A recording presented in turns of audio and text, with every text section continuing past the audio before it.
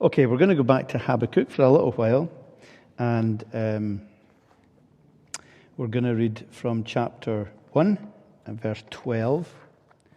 There are Bibles there if you want them, and it would be quite handy, because I'm going to ask you a couple of questions just to keep you awake on this evening.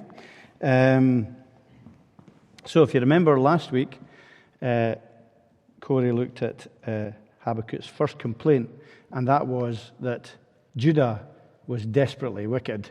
And why was he allowing that? Why was God allowing that to happen? And God answered by saying, well, I'm going to judge them, and I'm going to bring Babylon to be my means of judgment of the people of God. And so, in response to that, Habakkuk speaks in verse 12. Are you not from everlasting, O Lord my God, my Holy One? We shall not die. O Lord, you have ordained them as a judgment, and you, O Rock, have established them for reproof. You who are of purer eyes than to see evil and cannot look at wrong, why do you idly look at traitors and remain silent when the wicked swallows up the man more righteous than he? You make mankind like the fish of the sea, like crawling things that have no ruler. Or it can be just translated the wicked there. He brings all of them up with a hook. He drags them out of the net with his net. He gathers them in his dragnet. So he rejoices and is glad. Therefore he sacrifices to his net and makes offerings to his dragnet. For by them he lives in luxury, and his food is rich. Is he then to keep on emptying his net and mercilessly killing nations forever? I will take my stand at my watchpost and station myself on the tower and look out to see what he will say to me and what I will answer concerning my complaint. And then we're going to look at the first little bit of God's answer. We're not going to look at it all tonight, next week. And the Lord answered me, write this vision, make it plain on tablets, so he may run who reads it. For still the vision awaits its appointed time. It hastens to the end. It will not lie. If it seems slow, wait for it. It will surely come. It will not delay. Behold, his soul is puffed up. But again, the wicked soul is puffed up. It is not upright within him. But the righteous shall live by his faith. Moreover, wine is a traitor, an arrogant man who is never at rest. His greed is as wide as Sheol. Like death, he is never enough. He gathers for himself all nations and collects as his own all peoples. And then he goes on to give some woes. So, we'll look at this for a few minutes this evening and try and unpack it a little bit for ourselves to see what God is saying for today, for us. Because as I mentioned, this God's first answer about sending Babylon to bring Judah into captivity as part of God's judgment because of Judah's idolatry, that answer leads to Habakkuk's second complaint, which we read together, and we read half of God's answers. You know, if the people of God were living unjustly, as the first one, you know, why allow it, God? And God's answer is, well, you know, I'm going to send the Babylonians to enslave the people again, God's judgment. So we come to Habakkuk's second complaint. If in a cursory reading of that second complaint, verses 12 to the end of the chapter 17, what would you say? How would you summarize his second complaint? If his first complaint was, why on earth are you allowing Judah to be so evil and as God's people, why are you allowing injustice to flourish in the land and the laws not to be kept and idolatry to happen? What's the second complaint, do you think? How would you summarize it in these verses? Any one thing that you think stands out a little bit in it? I know it's hard if you're just looking at it for the first time. If it's responding to God's first answer, what do you think Habakkuk might be saying here?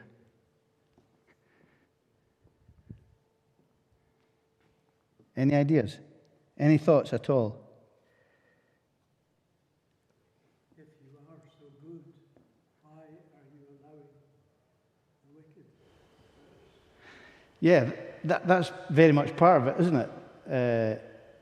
It's similar but different to the first answer. He's still wondering what God is doing. Anything else?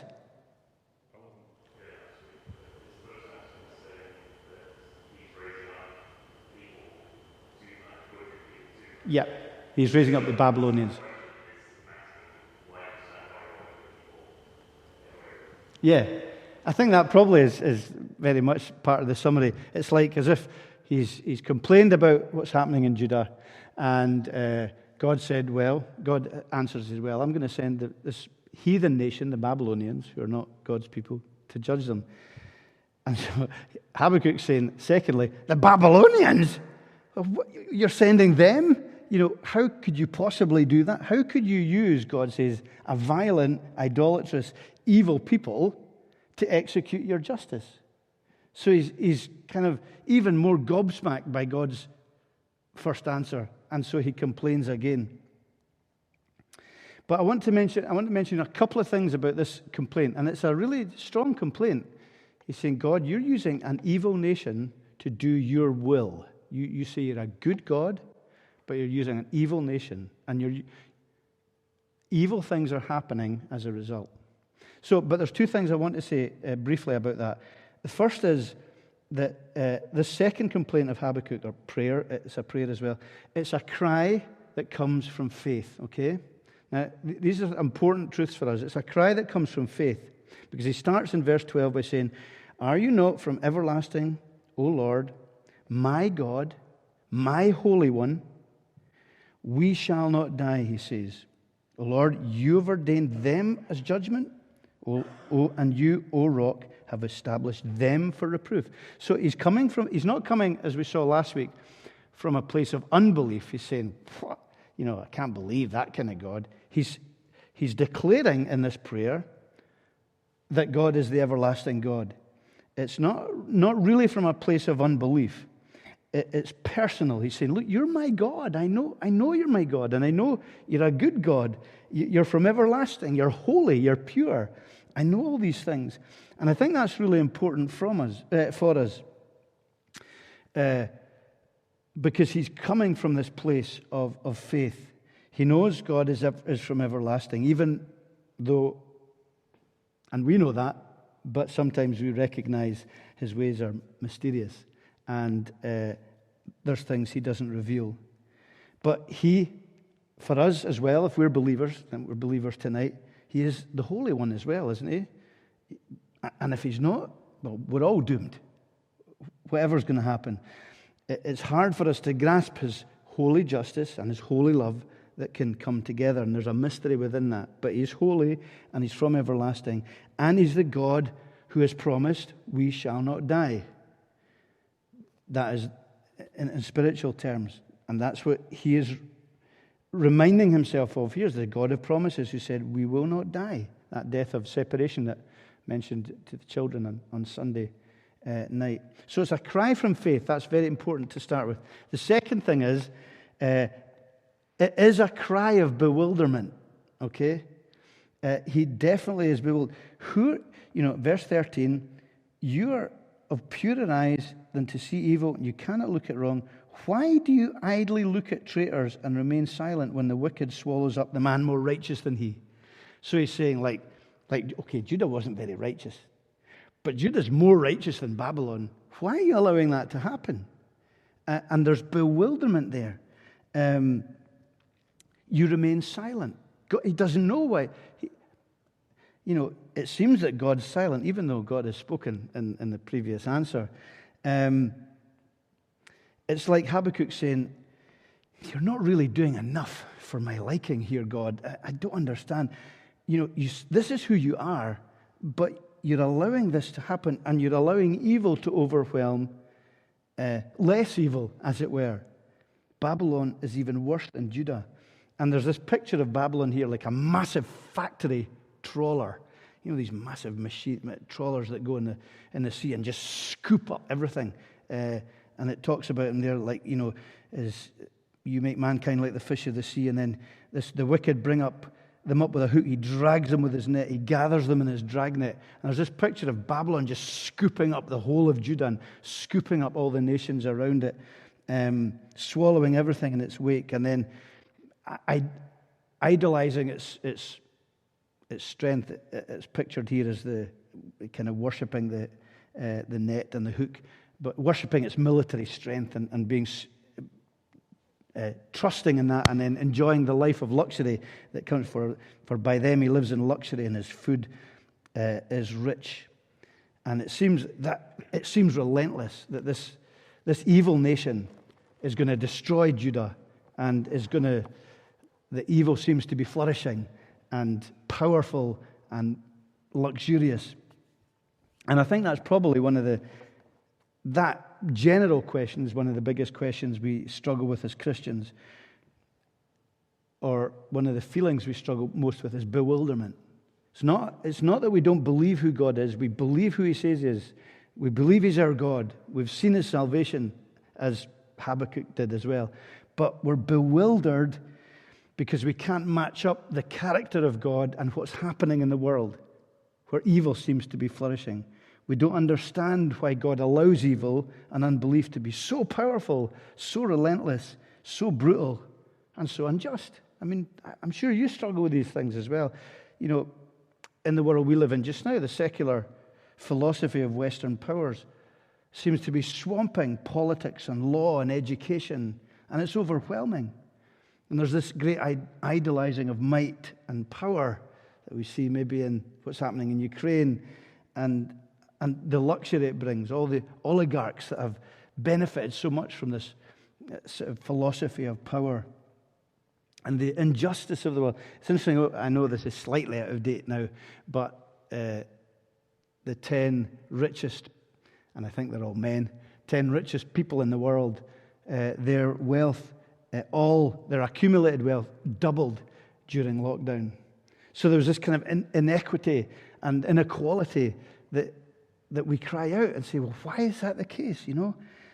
Why is it so much that evil and unbelief seems to flourish so much?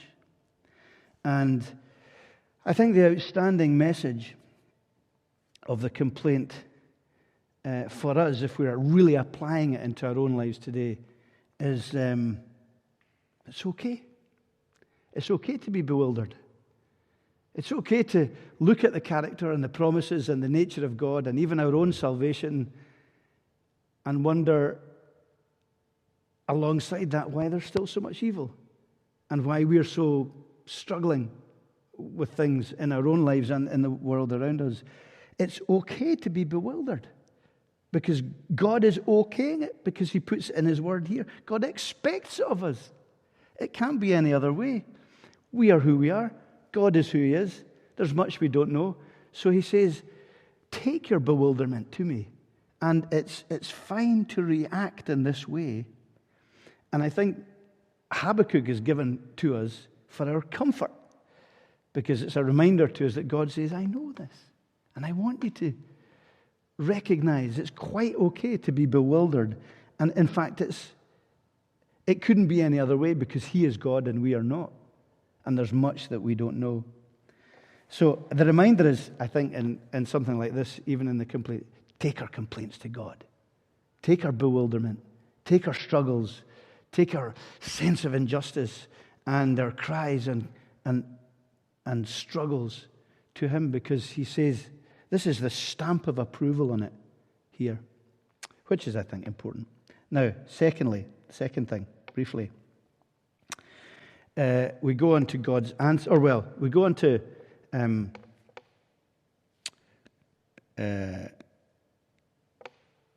God's answer, which is from verse 2.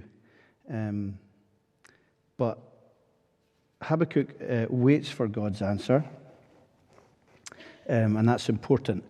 I will take my stand at the watchpost and station myself on the tower and look to see what he will say to me and what I will answer concerning my complaint. And then he goes on, and we've got God's answer there, or part of God's answer in verses 2 to 5. Is there anything in God's answer? Can you summarize anything that's helpful in God's answer? Do you think that we might consider? What is God saying in his second answer? Or at least the first part of it.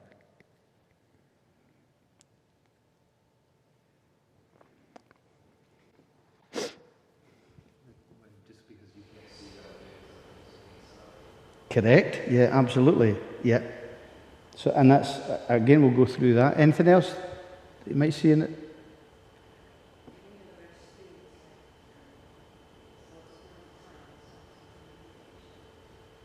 Yep, so he knows what he's doing, even if we don't, and he's got an appointed time. Excellent, yeah, absolutely. So in verses 1 to 5, you do have that little link verse in verse 1, where Habakkuk waits for God's answer. So he takes this idea of another image of standing on the tower, waiting to see and looking out to see what God's answer will be. And that's very important for us as well, is that when we are bewildered, we are to wait on the Lord for his answer. We're to listen for his answer. We're to look for his answers, but we're also to wait and be patient with God, because God is so patient with us. And he's so patient even with the wicked, which kind of comes into this as well. The fact that he allows the wicked even to live. There's great patience there. And so we're called to be patient, listening and waiting for God. But then when he does speak, that response is not just for Habakkuk personally, but it's also for us. And he says a couple of things. He says, first of all, write it down. Write the vision, make it plain on tablets, so he may run who reads it, or it could be that the herald is to run with the message. So it's written down because he wants us to know what he is going to reveal. It's important. The herald will run with it, and there is truth he wants us to know. There's things he will not tell us, things maybe we'll never know. There's maybe things tonight that Heather knows that she didn't know before as she's in the presence of the Lord. We don't know. But nonetheless, we know he reveals some things and he hides other things. And I think one of the things that he reveals, and that it comes across actually a little bit more in the latter half of his answer, but also in his first answer, is that evil itself is not independent and it's not autonomous. God's using the Babylonians, who are an evil nation, for his purposes. Now, there's great mystery in that, and in most cases there's great mystery, but the principle is that God will harness evil to be the means by which he delivers judgment on occasion. So evil is not sovereign, evil is not victorious. Its ultimate demise is certain, and it remains only because God's timing is being worked out. And so he's saying, even in how he's using the Babylonians, is that evil's under his sovereign control. And that's mysterious and difficult, but it's important. And he talks about the appointed time. Now, there's various different interpretations of the appointed time, but part of that will be the appointed time for the Babylonians themselves to be judged. And we know that happened as the Persians took over, and then the Persians were taken over by the Romans, and so it goes on that these evil powers, the kingdom of this world, they fall in God's timing. But then he speaks in verse 3 about this promised answer. but still see the vision or the revelation, it could be translated revelation, awaits its appointed time, it hastens to the end, it will not lie. If it seems slow, wait for it, it will surely come and not delay. So he's talking here about a future revelation. Many commentators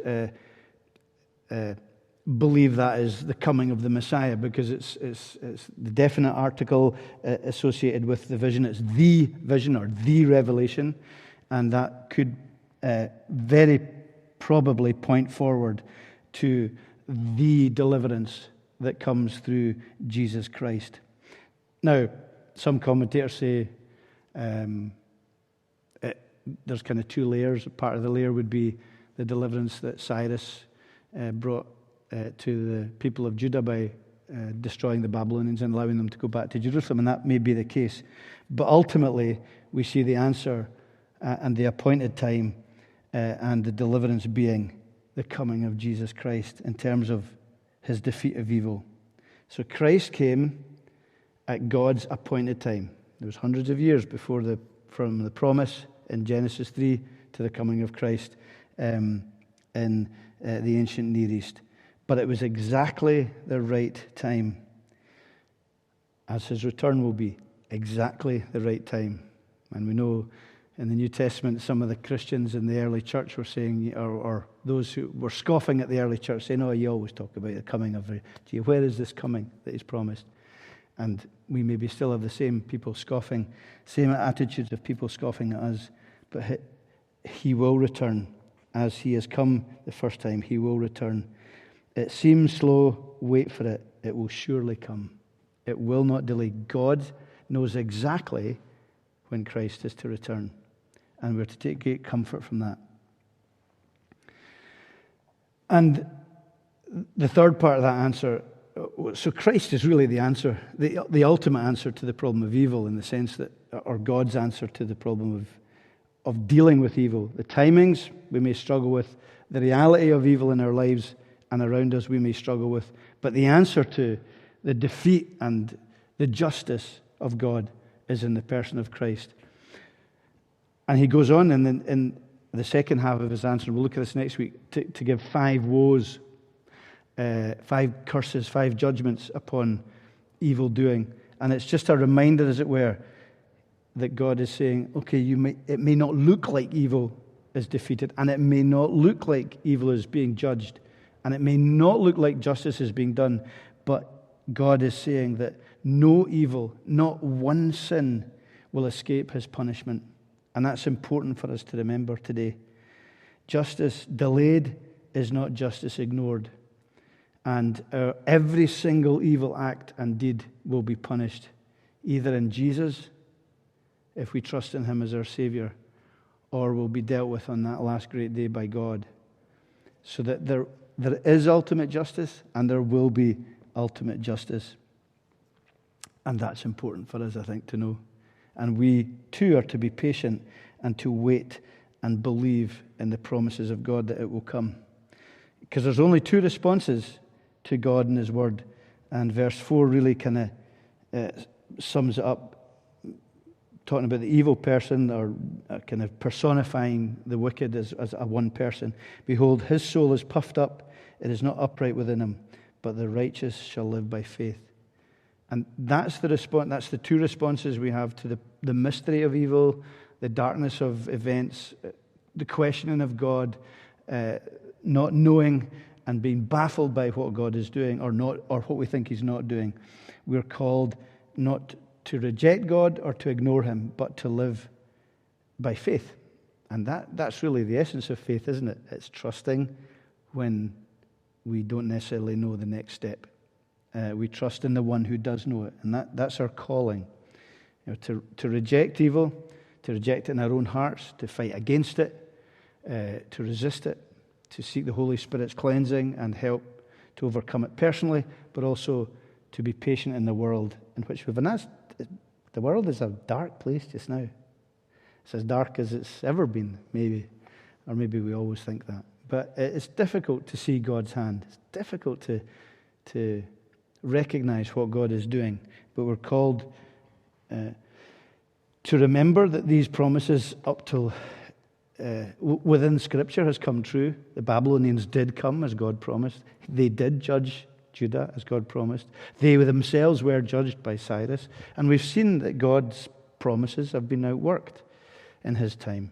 And of course, we see it in the coming of Jesus. So, 2 quotes to finish with, a biblical one and then one from a great professor of our own church. The first is from 2 Corinthians 5. For while we are in this tent, we groan and are burdened, because we do not wish to be unclothed, but to be clothed instead with our heavenly dwelling, so that what is mortal may be swallowed up by life. Now the one who has fashioned us for this very purpose is God, who has given us the Spirit as a deposit, guaranteeing what is to come. Therefore, we are always confident and know that as long as we are at home in the body, we are away from the Lord, for we live by faith and not by sight. And that's an important reminder to us tonight, that we have the Spirit. He is the deposit. He is the promise that better things are still to come, and that's important. And then John L., who was my Old Testament professor in the Free Church College and who wrote a really good commentary on the minor prophets. I think Corey mentioned him last week as well. He says a really helpful, I think it's a very helpful thing. He says, it is in the tension of the historical process in which God is at work to redeem, not to exterminate, that the continued existence of evil in a warped world poses a problem, until the final resolution when the risen Christ has destroyed all dominion, authority, and power, for he must reign until he puts all his enemies under his feet. So I think that it's a helpful one, isn't it?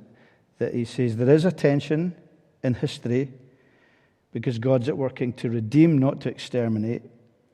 And that's why the continued existence of evil creates a problem for us. But there is a final resolution, and we must take comfort and hope from that this evening. So that's a quick dip into Habakkuk. Sometimes you think the minor prophets are really kind of difficult and maybe at first glance you think they're irrelevant and they're dealing with a historical situation, but when you unpack them a bit, they're tremendously relevant, I think, to ourselves today.